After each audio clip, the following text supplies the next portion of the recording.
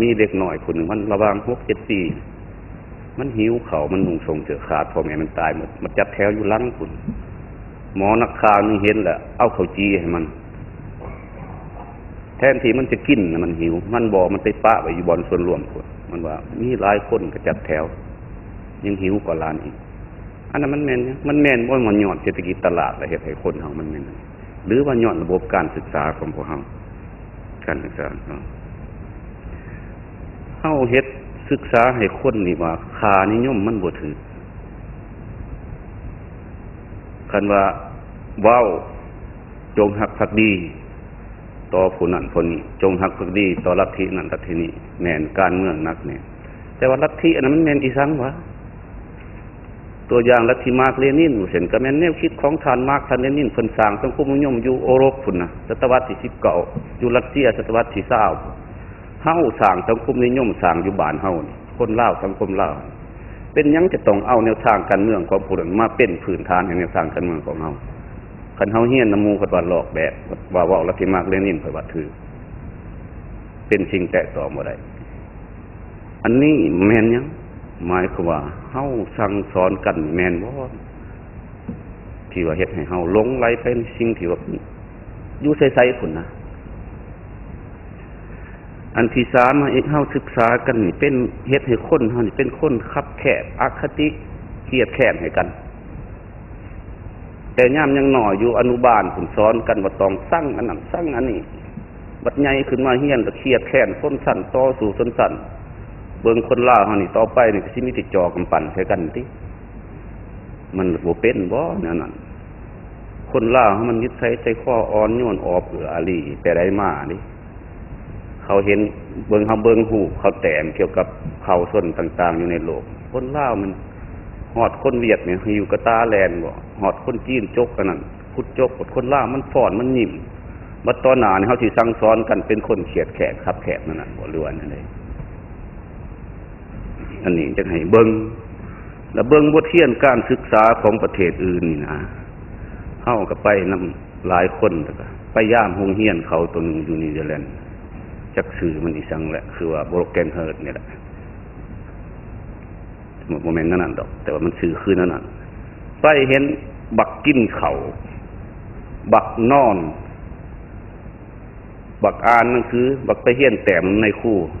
เฮาหลุดแปลกประหลาดแม่นแนวใดวะอันนี้เฮียนพวกเฮาเฮียนยังมึงน้อยหนาวสิตายจะเอามือจกทงๆไปต้องได้เขียนนี่เนาะเขาแล้วแต่นอนก็ได้ยามเฮียนวันนี้มาอ่านเบิ่งเอกสารของศึกษาอยู่อเมริกาก็คือแนวนั้นปื้มหลักสูตรตำนานเฮียนนี่บ่คือกันอยู่โรงเรียนบ่มีของเป็นเอกภาพแล้วจะผู้สิเฮ็ดบางโรงเรียนนี่บ่ให้เฮียนได้ทฤษฎีของดักวินนะมันว่าคนมีต้นกำเนิดมาจากตัวลิงเฮาฮู้ว่าสหายรัฐมนตรีน้ำนี่บ่มักแหละทฤษฎีนี่เฮาก็บ่มักคือกันบ่เชื่อเฮาขี้หายปานนี้ก็บอกว่ามาจากลิงบ่คือสมาชิกแม่หญิงเฮาอยู่นี่ผู้งามๆนี่มาจากลิงป้าดักวินจักเว้าตัวกันก็บ่จักแหละมันบ่คือดังนั้นเห็นว่าหลักสูตรเขาก็บ่เอกภาพกันแล้วแต่ผู้สิเฮ็ดวันนี้คะแนนเขาก็บ่ได้ว่าตรงใดแนวนั้นนั่นนี่คะแนนเป็นของที่ละเอียดอ่อนในคู่หูคะแนนล่ะเพื่อว่าช่วยนักเรียนให้เพื่อกล่าวขึ้นเฮาละประกาศคะแนนอันนี้ผู้บ่ได้มันก็ยกขึ้นเรียนบ่ได้ก็ชื่อเอามันก็ส่งเสริมกันไปนั่นน่ะอันนึงอีกระบบการศึกษามันอเมริกานี่คือว่าเก่งแท้การศึกษาแต่ว่ากระทรวงศึกษาเขาหาก็มีแต่ปี1979ฮอดปี80จริงเคินไว้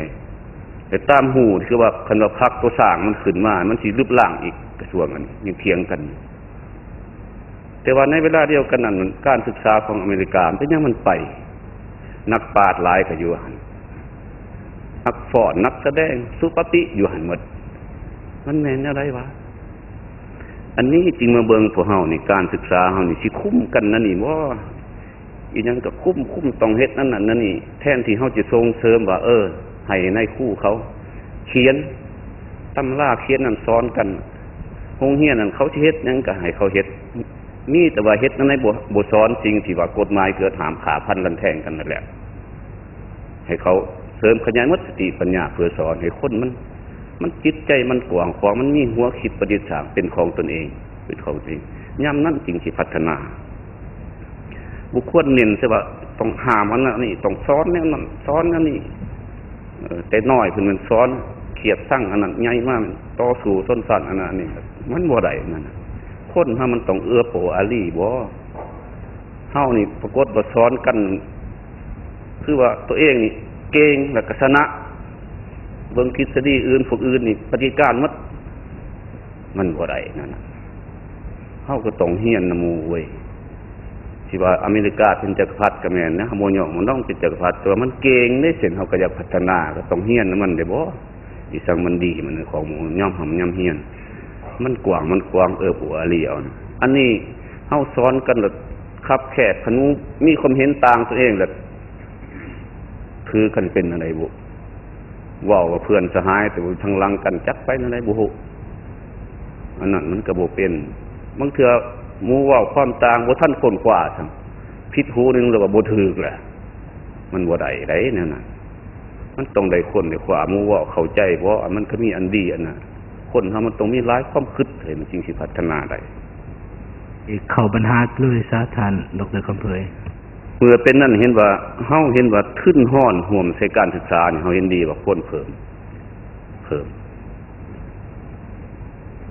ใส่การศึกษานับทางการกว่าให้ได้ 2% คือทางการหลายคนได้เว้าแต่ว่าเคียงคู่กันนั้นไปฮอดแต่ละท้องถิ่นก็ต้องยึดถือคือรัฐบาลบอกต้องซุ้มทุนใส่ให้มันได้คันว่าใส่ศึกษา19ส่วนน้อยก็ให้มันได้19ส่วนน้อย